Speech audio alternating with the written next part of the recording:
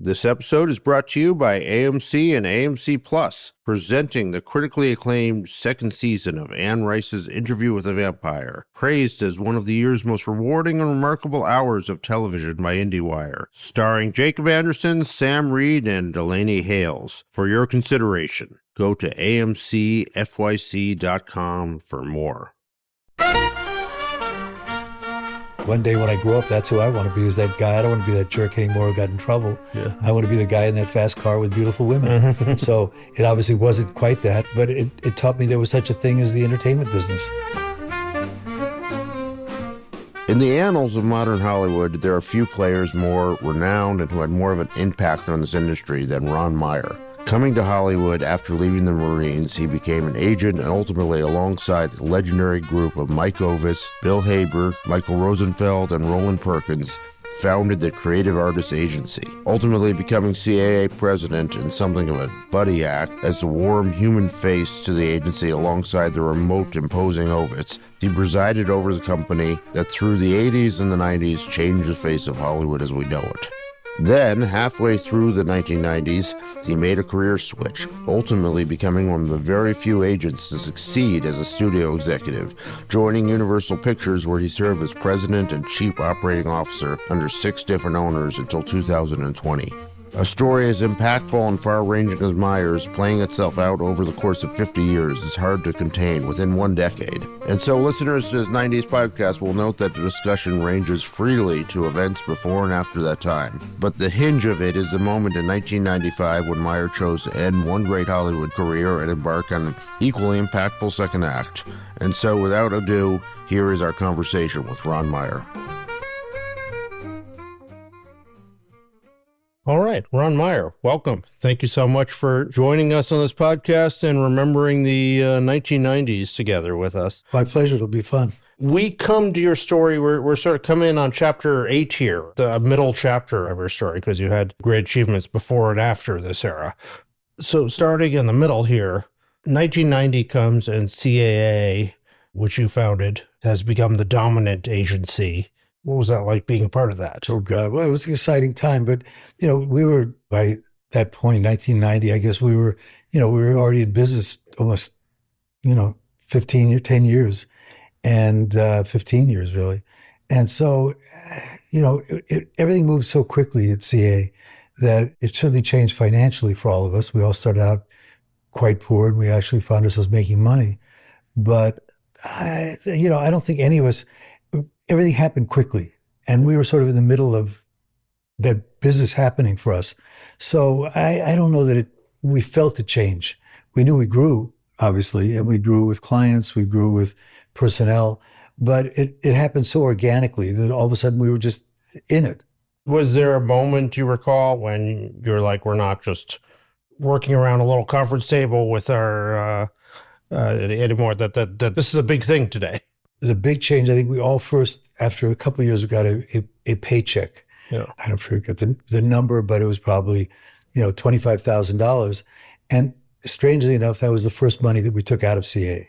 And it was the first year, 2 years, we took no money. So you got no pay? No, I lived off of $15,000 that I had borrowed from a distant relative. Oh. And my then girlfriend became my wife.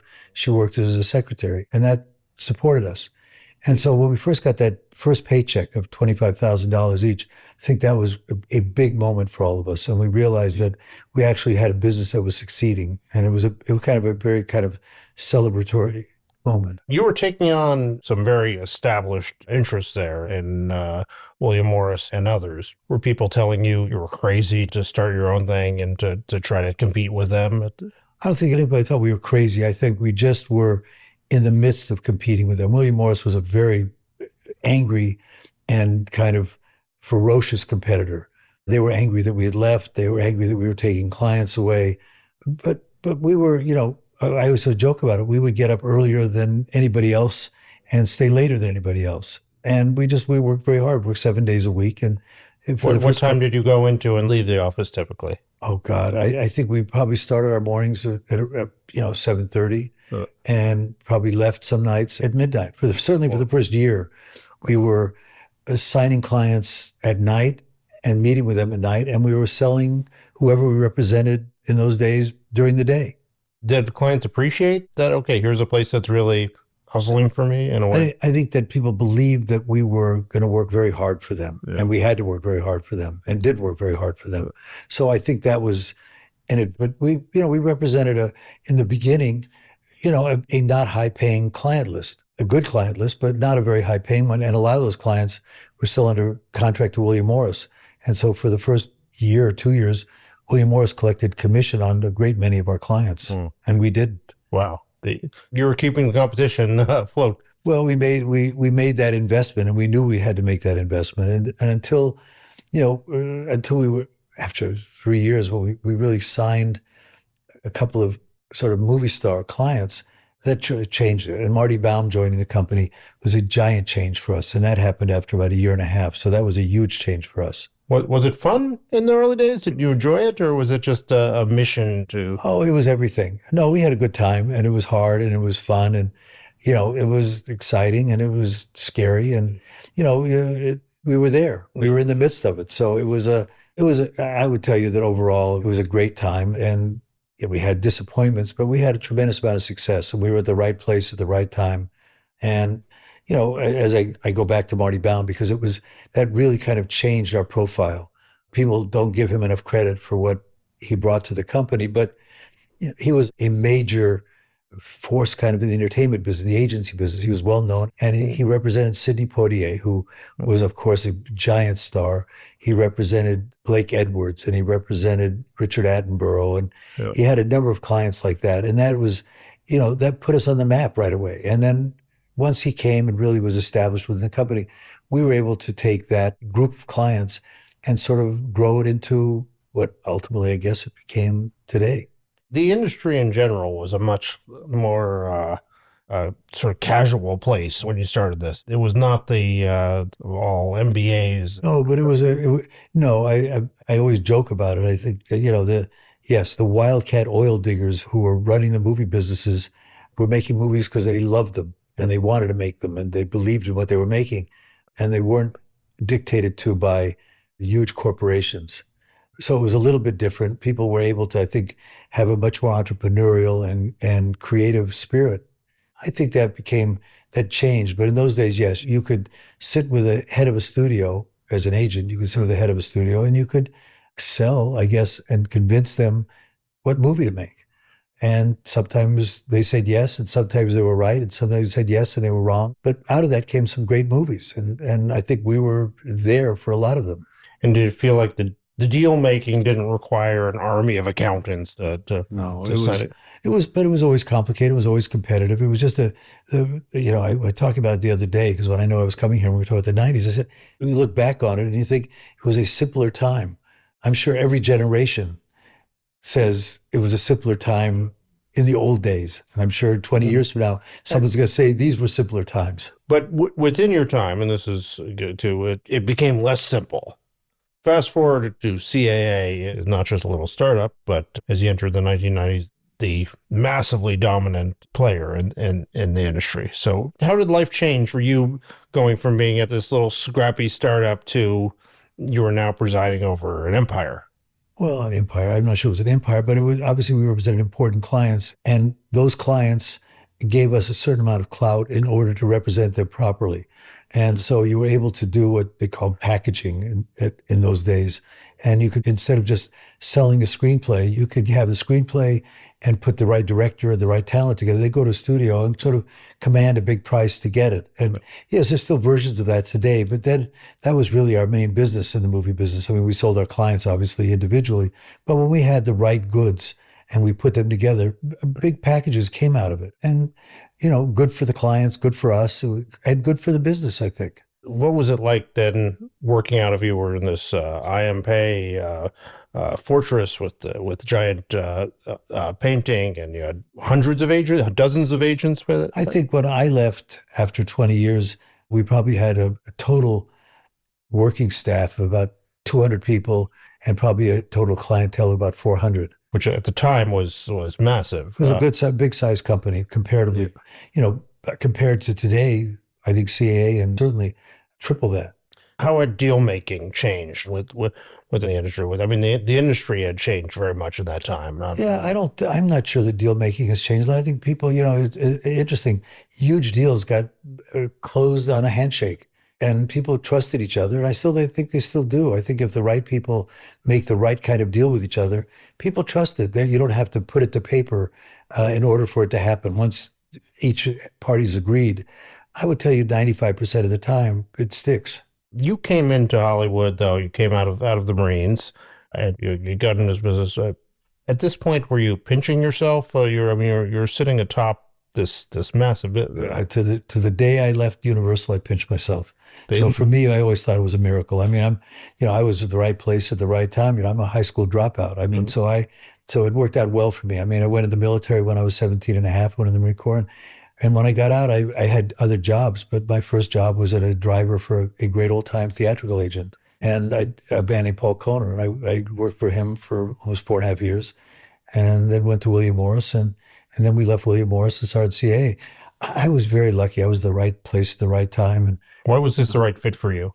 I didn't know. I was born in Los Angeles. I was one of those people who thought when you went to the movies on a Saturday afternoon, they finished that movie on Thursday afternoon. I had no idea what the process was or what took place or how it took place. But once I read a book about the entertainment business while I was in the Marine Corps, and it changed my life. I thought, well, if I want to do something with my life, this is kind of a good way to make a living.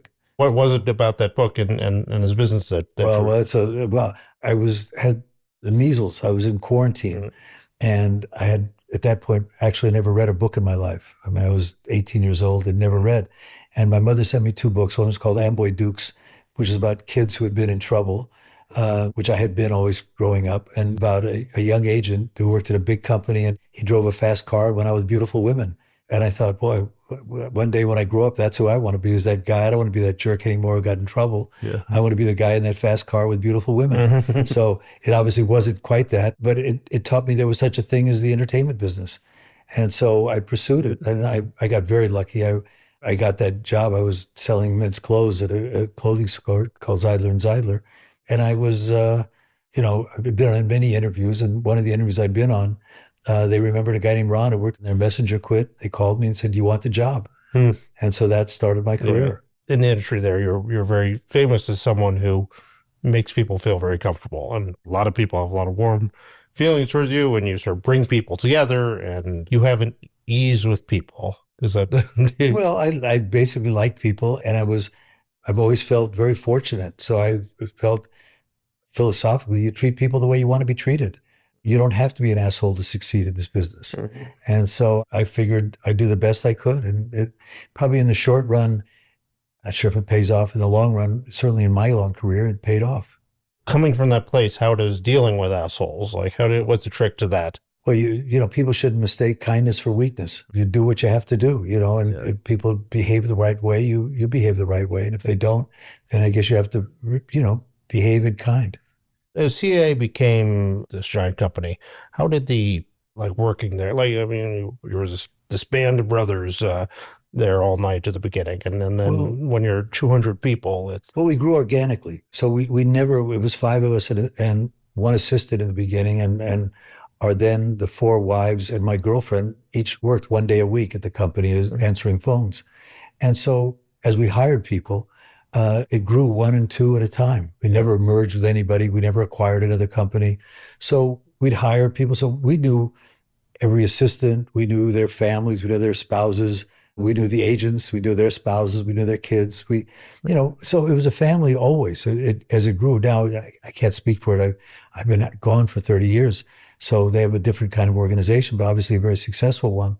But when I left, we were very much a family. We all knew each other. Everybody knew everybody. And as I say, if you hire people one at a time and you don't have an afternoon where you bring another company and you all of a sudden have 50 new employees or partners, you behave differently. So we brought people in that we felt would fit within the organization.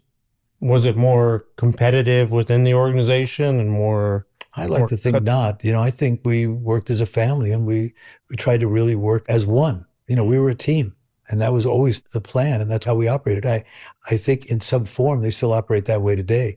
We always saw our competition as operating boutiques, and we operated as a team. Do you have a favorite package that you remember, a movie that you put together that you look back at as an agent that? No, I mean, I don't know. There was, there were so many films that we were proud of and that we had great success with. And we had the certain filmmakers that it always worked. But, there were a lot of movies. There were a lot. And there were so many movies that, I think we were all proud of and gave us great pleasure. Rain Man was obviously an important film for us, and Barry Levinson had been a client from the very beginning when he was a writer on the Carol Burnett show. Yeah. So when movies like that come together and, you have that kind of success, it's great. Now we get to sort of the big turning point of the story. You had this huge career here. You'd taken this company from a little conference room to incredible places. How did you start thinking about it's time to start thinking about moving on? And well, I mean, by the way, there were a lot of people responsible for the success of CA, and certainly the five of us together, six of us with Marty Baum, really made a difference. I mean, we were a good team and worked well together. But by the time I left, the company really was sort of run and controlled by Mike Ovitz, Bill Haber, and myself. And Mike and I we'd been together. We were best of friends. We were a marriage gone kind of sour. Not bad, but just it was souring. what had turned about it? What happens in any relationship? It just sometimes it didn't work. We were okay, but it just was time. And it was really going to go to, he was the king of Hollywood at that time and most important man in Hollywood. And everybody wanted him. Every studio job that opened up wanted him. And Universal, and he was very good friends with Edgar Bronfman Jr., who owned a ran C Group company, but really was the primary owner of C Group. And he and Mike had agreed that if he bought Universal, Mike would come and run Universal. And my hope was that Mike would go and I would stay an agent. I love being an agent. And frankly, I didn't know if I knew how to do anything else.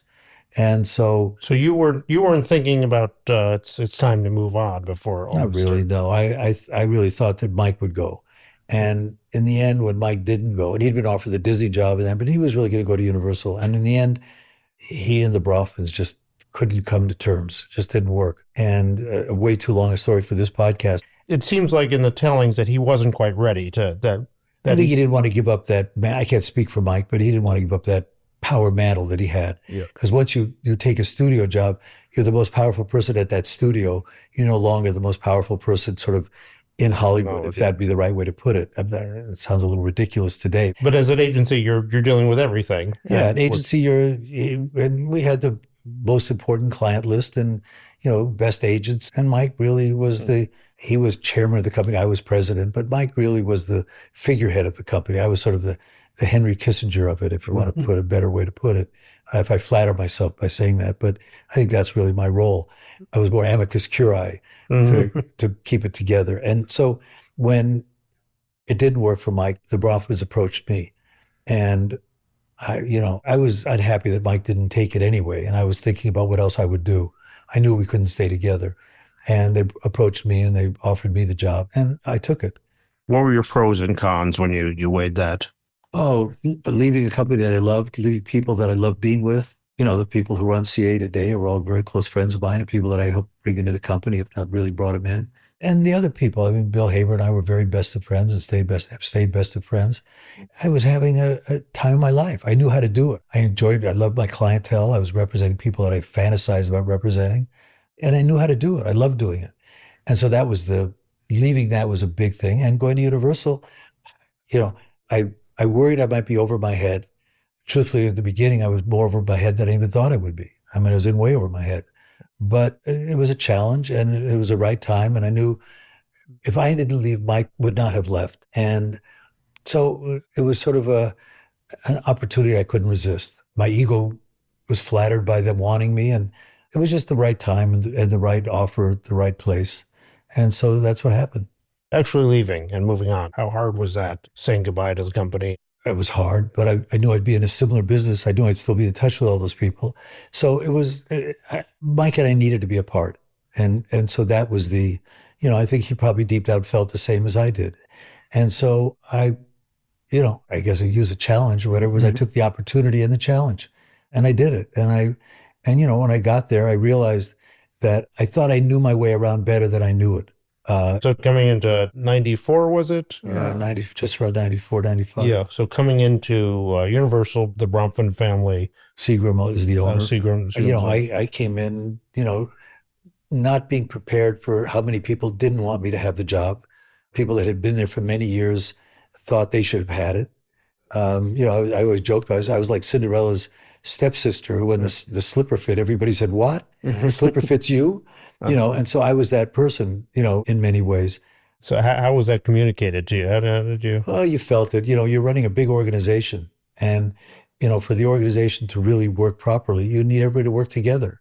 I naively came in and said, we all have to be a team. It has to be a teamwork, and we need to do it together. And a lot of people laughed at me, and I realized, I had retreats and I had a lot of meetings, and I was like a good Cub Scout and with a lot of old cynical soldiers. And so I realized I needed to surround myself with people that everybody better than me, which I did. I found the right, communications people, and eventually sort of made changes, and I guess it worked because I lasted 25 years.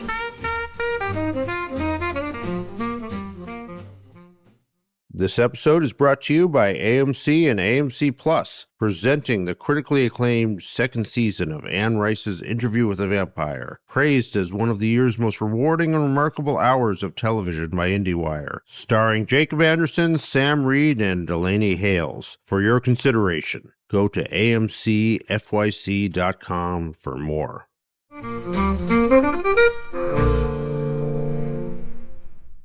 So what was the adjustment? Like this totally agent is, you're a big agency, but it's still a very sort of freewheeling business. So I went from being a seller and believed in everything I sold mostly to being a buyer.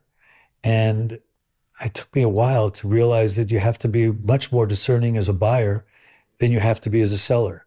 And so I was in many ways, the beginning, an emotional buyer. I made some good deals, some bad deals with people that I shouldn't have, and some deals with people that I should have, but it worked out fine. I was very lucky. I think for the first couple of years, I did an okay job in some areas and did a terrible job in others. And where do you think you did a terrible job? Well, I think I made a good job of finding the right people. And I did a good job, I think, of building the right esprit de corps within the company. I hope so, but I think I did. And I think I made some bad business decisions. I did a lot of things I shouldn't have done. They were emotional, and they were, in hindsight, probably didn't make any sense. But if I look back again, years, I did more right than wrong. Yeah. But when the wrong ones, they were very embarrassing. Guys like you came after me. The press was very critical of me, and probably rightfully so. And so it took a long time to overcome that.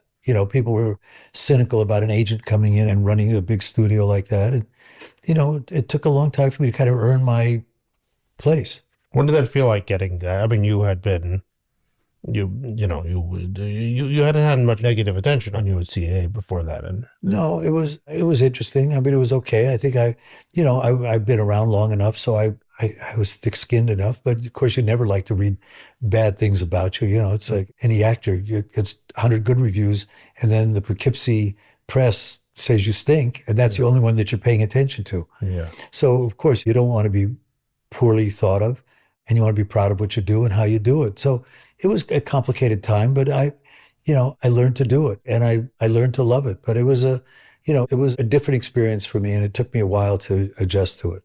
Were you regretting having left CAA, especially after Mike had moved on after you? Or? No, Mike left right away. No, at that point I was at Universal. Mike went a few months after me, went to Disney, and Bill then retired. And Bill, who was a saint, he went and worked for Save the Children for the past almost 30 years. But I'd left, and I was at Universal, and my responsibility was for Universal to succeed. And I was very lucky that Bronfman's kind of stuck with me through my good and bad learning experience. The 90s, I think of with the studio, sort of a time of transition when it was still a somewhat typical movie studio, but becoming sort of the corporate entities. Yeah, well, certainly the Seagram Company was a very corporate company.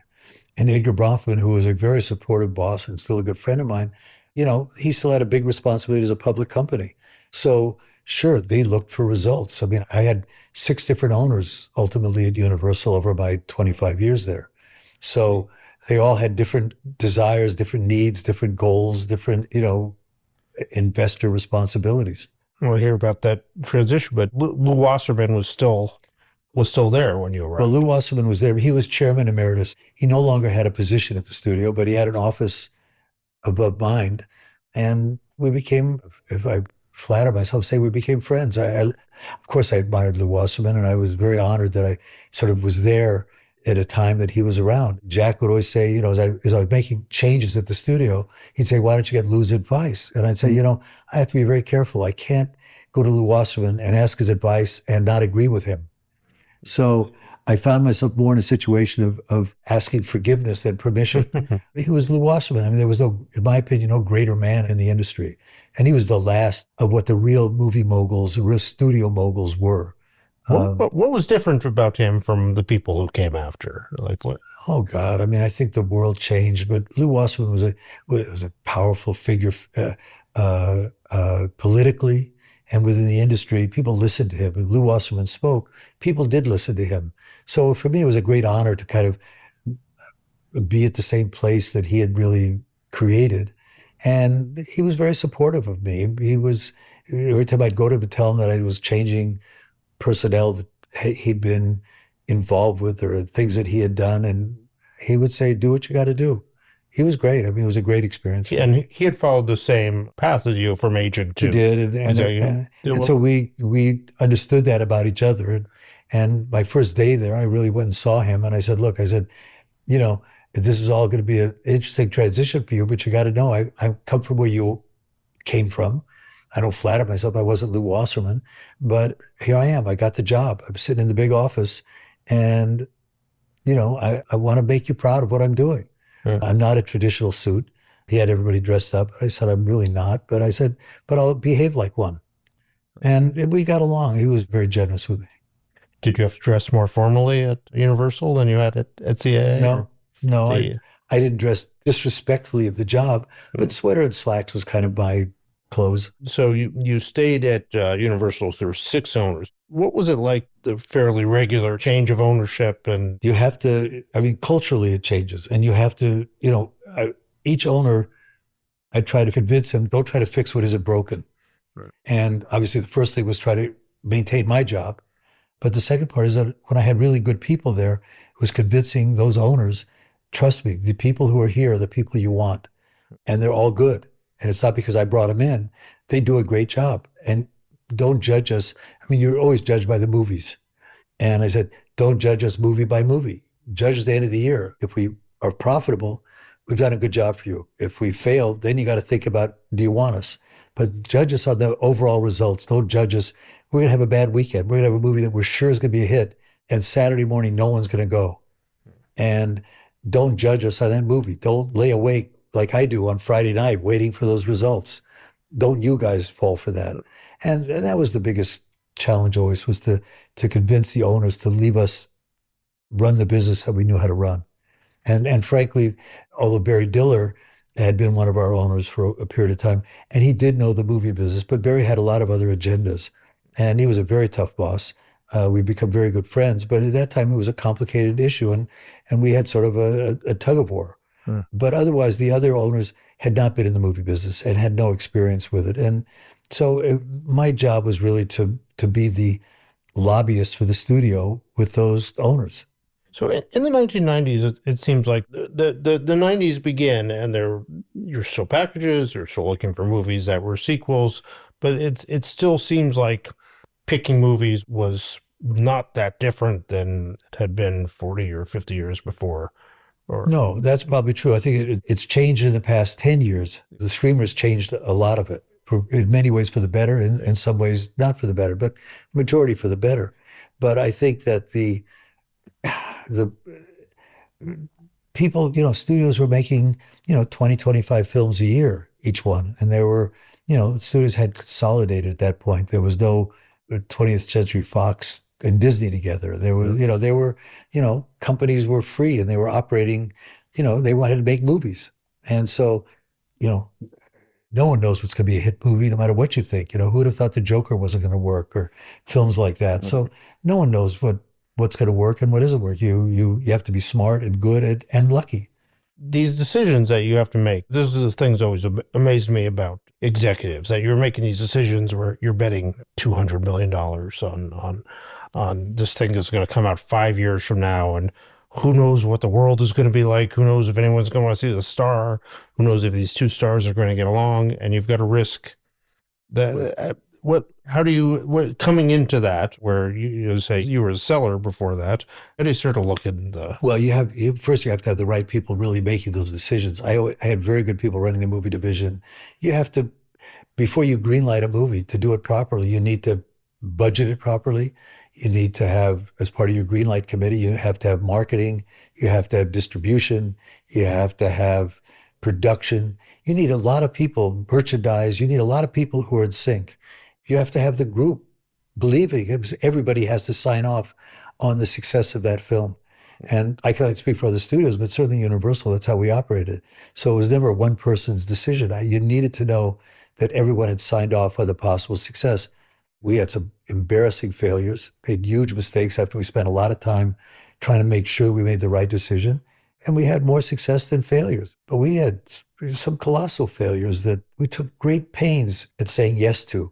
And they turned out to be huge losses, huge embarrassments. And other times, we'd find movies that were questionable, but we went ahead and did them. And they turned out to be huge hits, and we were very proud of the success. So, no matter what anybody tells you, no one knows anything. You only know it when people come to see it. It's a hard business to make good movies. You need luck and timing and well, you need success. more nerve than I'd have. But you're in it, and so you got to make them. And you hope that you're more right than wrong, because if you're more wrong than right, you don't have the job anymore. So you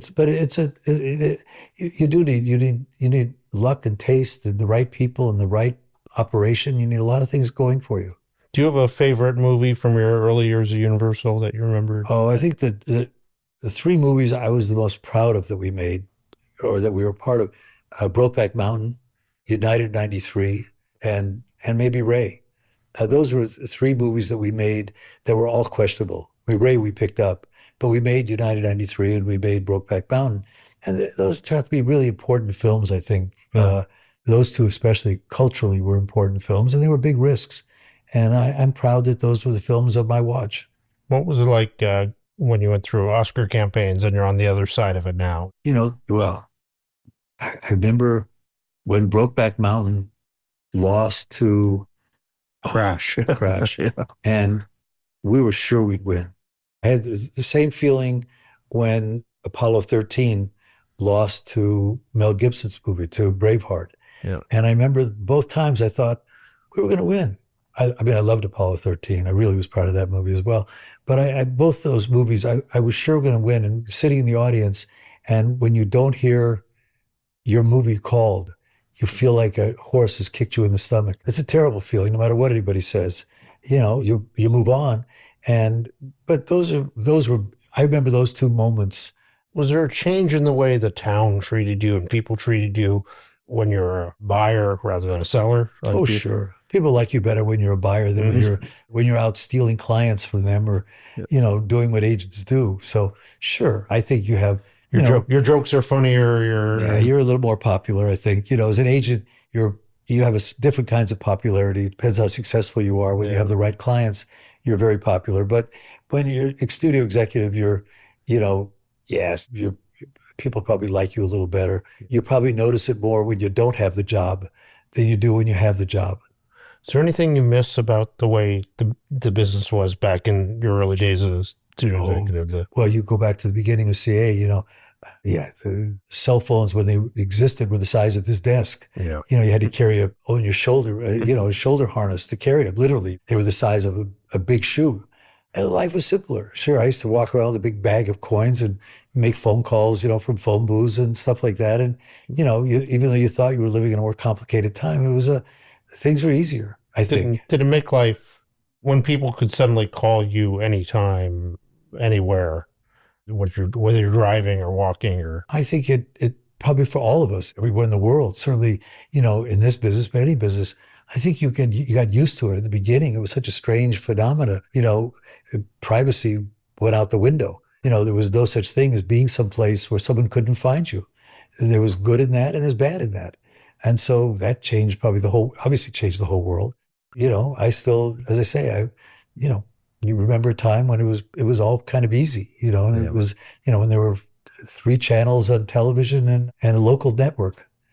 And what about the way movies and TV and projects were picked? Oh, I don't know. I think today is a little harder than ever before. But when you see movies like Amelia Perez or Anora or films like that, I think there's room for really great films and interesting films and films that should be made and should be seen. And so I think the streamers help you with those kind of films. You don't have to make, big giant films, but you make good films. And there's good. I haven't seen the Bob Dylan film, but I'm sure it's great.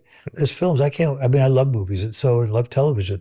So I'm glad there's the opportunity to make every size film. I think people are probably going to the theaters less than ever, but they're watching stuff more than ever. And so I think I'm an optimist about this business. I think we're sort of at the beginning of a gold rush. People just don't recognize it yet. If you were to meet young Ron getting out of the Marines, coming to Hollywood, but today's world, what advice would you give him? Oh, my wounds are all self-inflicted. So, the few people I've hurt in my life, I'd like not to have hurt. Like I say, I'm sitting here talking to you right now. I feel lucky that you are interested in what I have to say, whether it's smart or dumb. So I don't have any advice except don't be such a fuck up as you were when you were younger. Good advice for us all.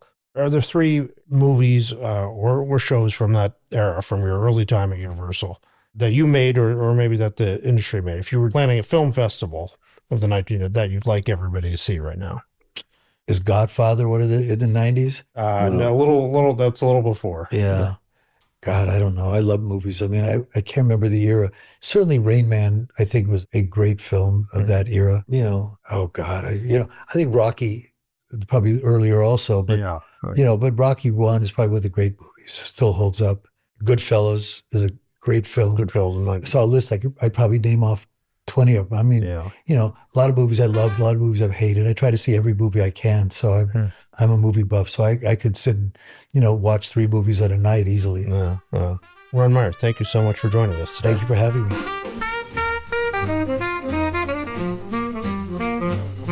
So that was our conversation with the legendary Ron Meyer. With one who has seen and done so much in this business, inevitably, you're just beginning to scratch the surface in one chat. But in the annals of Hollywood in the 90s, there's few who know more or who have affected as much as Meyer. Thanks so much for listening, and thanks to Ron Meyer for stopping by Ankler HQ to record this conversation. Join us again next week when we'll be back with more thrilling tales from the 90s.